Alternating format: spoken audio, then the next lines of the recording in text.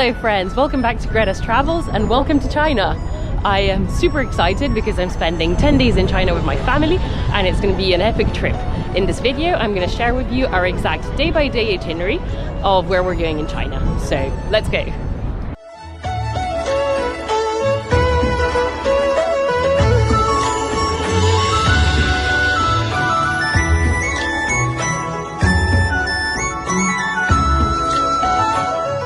Our first day in China wasn't really a full day. We landed in Shanghai around 3 p.m, so by the time we left the airport, made it to our hotel, and recovered from our international flight, it was evening time. So the first place we had to head to was obviously Yuyuan Bazaar, to have our first taste of Chinese architecture and street food.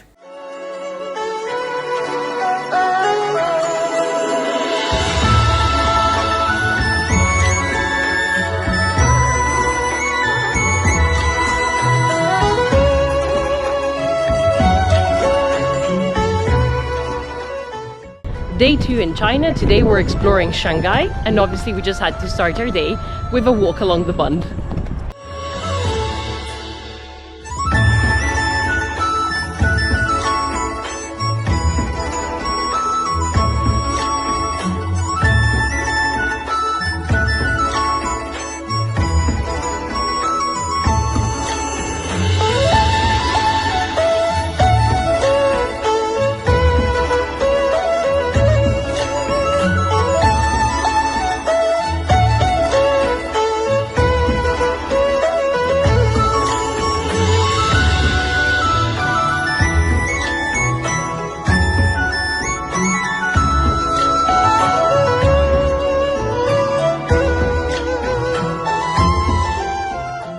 Second stop of the day, we've come to Yew Garden, which is very pretty but also very busy.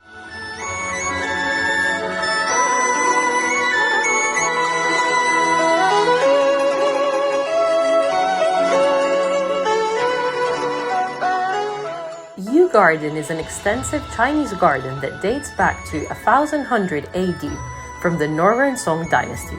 It's a lovely garden to walk around and admire the Chinese architecture. And being located in Yuyuan Bazaar, you can then explore the bazaar by day.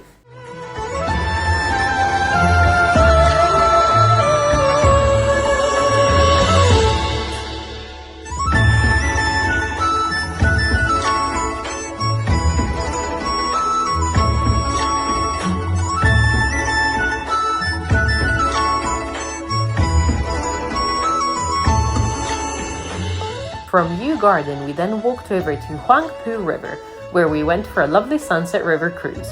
Watching the sky turn golden as Shanghai lights up for the night was a great experience.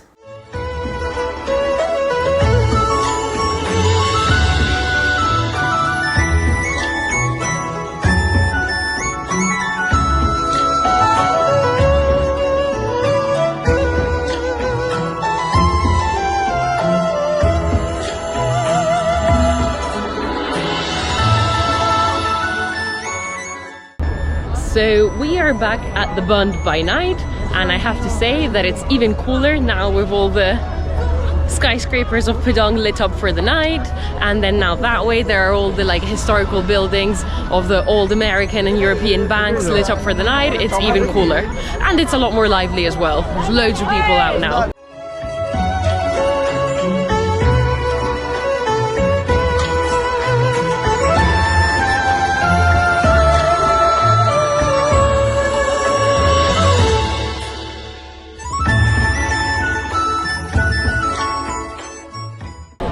So we have come to Nanjing Pedestrian Road by night. I don't know if it's like this every night or if it's because it's Friday night, but it's very busy, very hectic, but also very cool. There's loads of cool shops and eateries and lots of food. It's a very cool place to explore and wander around Shanghai in the evening.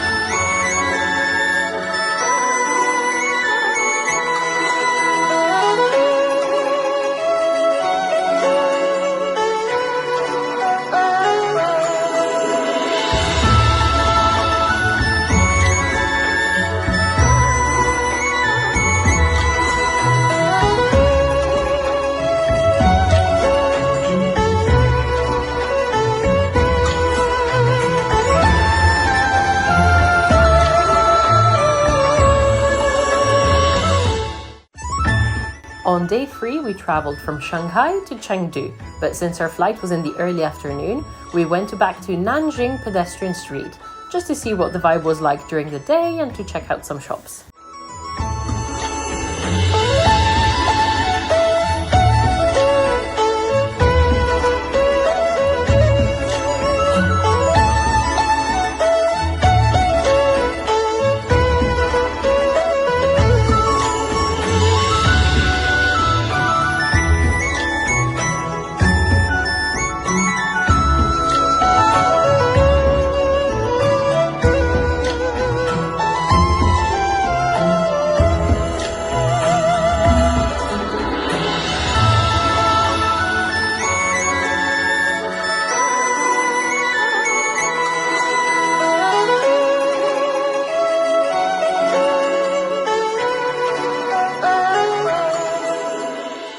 After arriving in Chengdu and checking into our hotel, we went straight to Kuan Alley, a beautiful ancient street where you can see traditional Chinese architecture. There are also loads of shops selling panda-themed foods and souvenirs, as well as plenty of chilies. Sichuan, the province where Chengdu is located, is famous for its super spicy cuisine. So, if like us, you can't handle hot food, watch out for that for when you visit.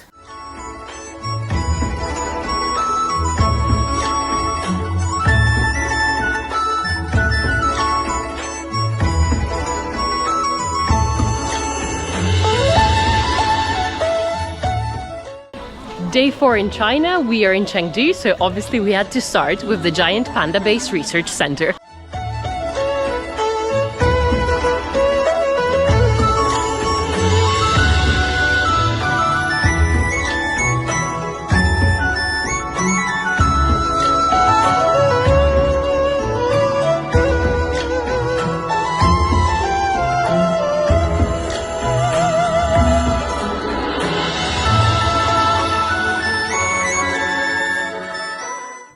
Sichuan is the home of the pandas. It's the province in China where 75% of all wild pandas can be found, which is why they set up the Giant Panda Research Center in Chengdu. Here they do research on the pandas and even help them breed. While at times it feels a bit like a zoo, it's still a unique opportunity to see pandas up close.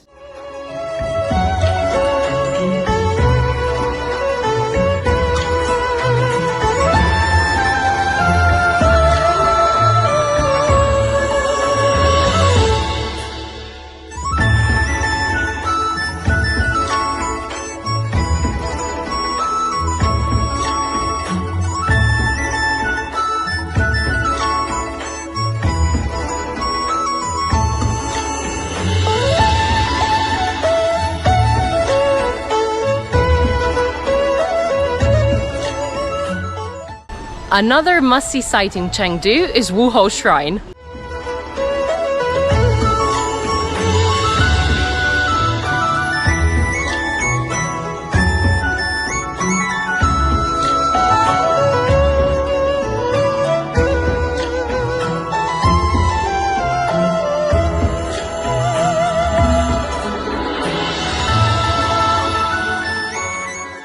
Hou Shrine is dedicated to Zhu Liang, who was the Marquis during the Three Kingdoms period, all the way back in the years 220 AD.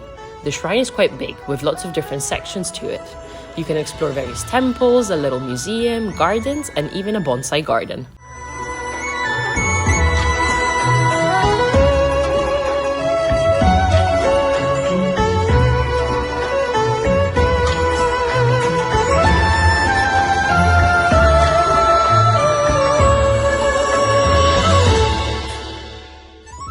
And right next to Hou Shrine, you will find Jinli Street.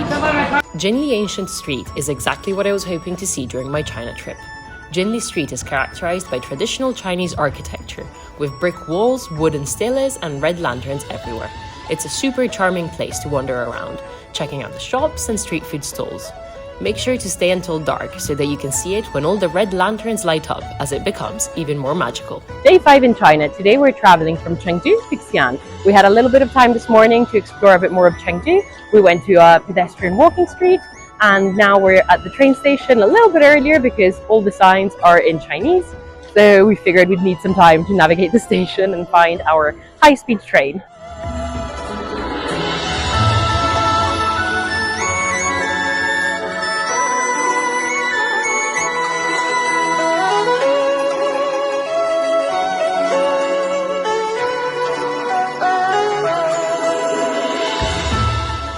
After a 3-hour train, we have arrived in Xi'an, and obviously we had to start our time here with a visit at the Muslim Quarter, just famous for its street food.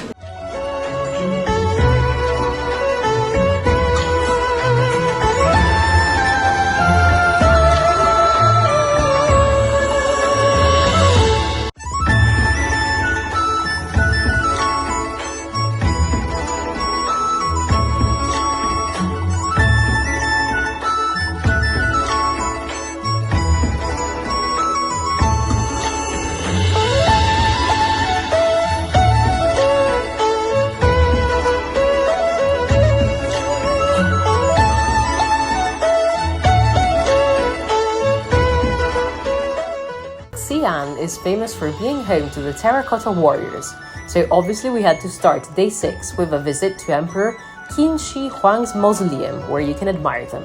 There are over 8,000 soldiers, 130 chariots with 520 horses, and 150 cavalry horses, and especially the first pit, where most of them are located, is simply breathtaking. They depict the armies of Qin Shi Huang, the first emperor of China, and were buried with him in 210 BCE to protect him in the afterlife.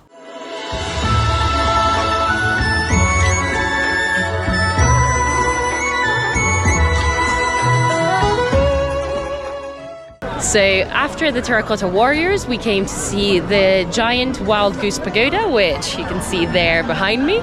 They told us to come at night because it's all lit up and it's cooler, but I guess we weren't expecting this amount of people to be here. It's very busy, but it's very cool. There's loads of stalls, there's people dancing in the streets. It's hectic, but quite cool.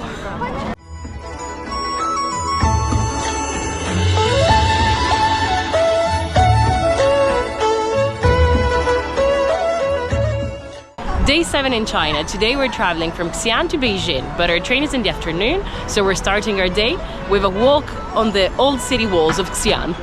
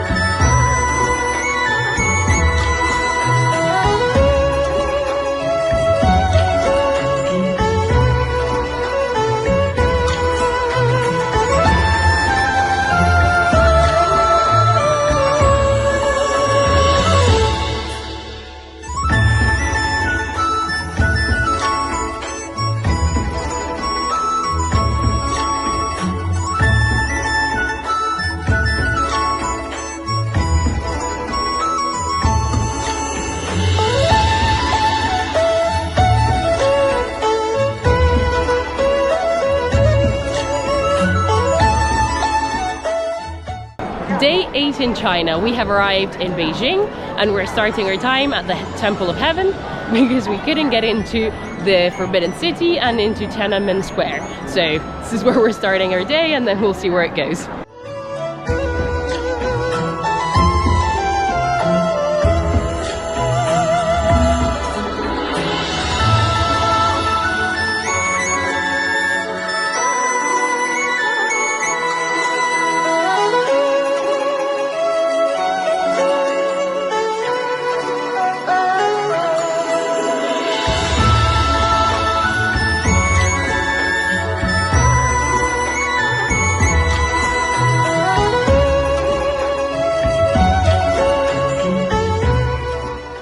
The Temple of Heaven is a complex of imperial religious buildings, surrounded by a very beautiful park.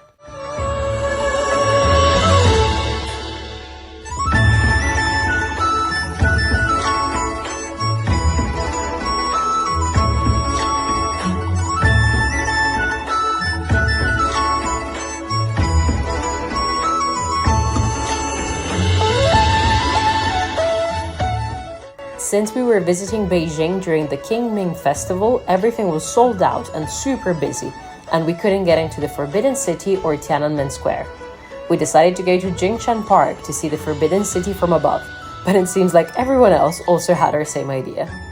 Day 8 in China was quite hectic, trying to get around the big crowds, but it was still a nice introduction to Beijing.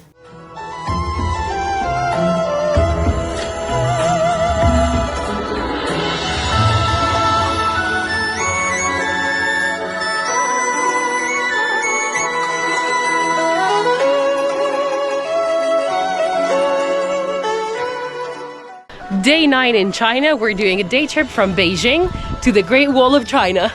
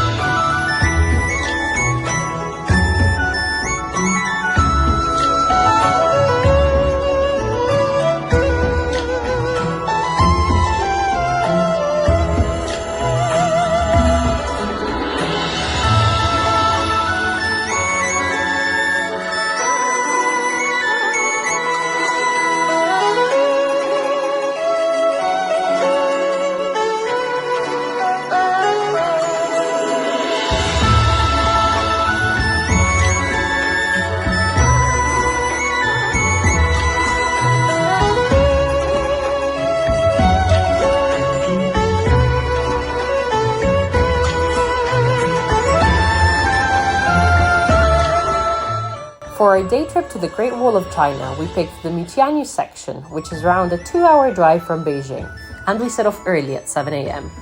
We figured that way we could beat some of the crowds that we saw in Beijing the previous day, and fortunately we were right. We saw lots of amazing things during this China trip, but the Great Wall of China is simply incredible, and it's even more impressive when you think that it's over 20,000 kilometers long and it took over 2,000 years to build. No trip to China would be complete without a visit to the Great Wall of China. Plus, if you pick the Mutianyu section, you can also experience a sliding down from the Great Wall of China.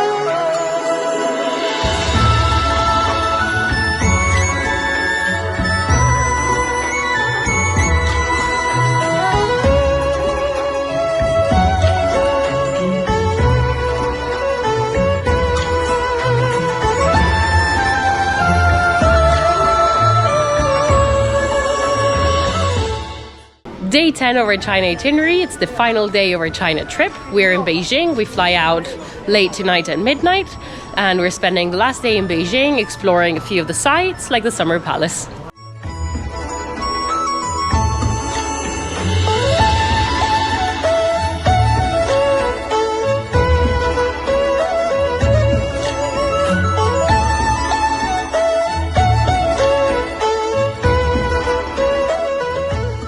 Another attraction we managed to get tickets for is the Summer Palace. This is where the emperors used to stay in summer to escape the suffocating summer heat of Beijing.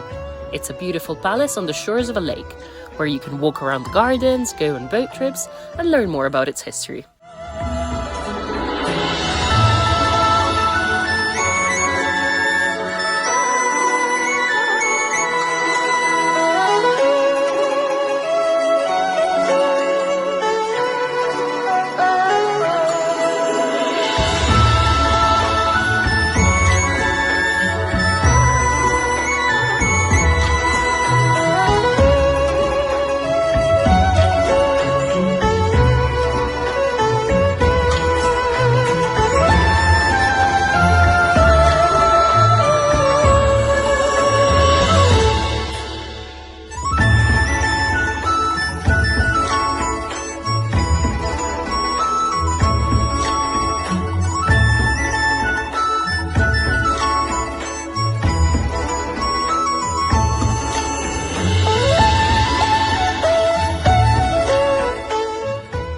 Thanks for watching, guys. I hope you enjoyed my China itinerary. This is exactly how we spent 10 days in China.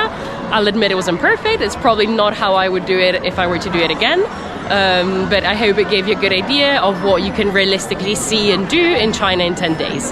So if you enjoyed this video, please like it and comment, and please subscribe to see my future videos. Thank you. Bye.